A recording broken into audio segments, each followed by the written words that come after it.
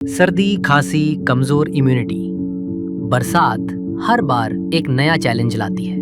तो चलो आपको मिलाते हैं रजत प्राश से, एक ऐसा च्यवनप्राश जो आपको बरसात के चैलेंजेस के लिए रेडी करे।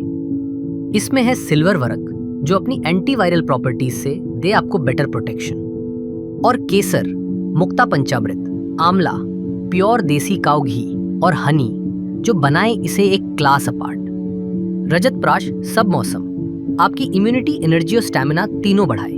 हर स्पून में है एक यूनिक आयुर्वेदिक ब्लेंड जो कि प्रिजर्वेटिव फ्री है। इस बार बारिशों में सिर्फ च्यवनप्राश नहीं, रजत प्राश खाइए और अपनी इम्यूनिटी को चांदी से चमकाइए। प्रवेक रजत प्राश, चांदी वाला च्यवनप्राश।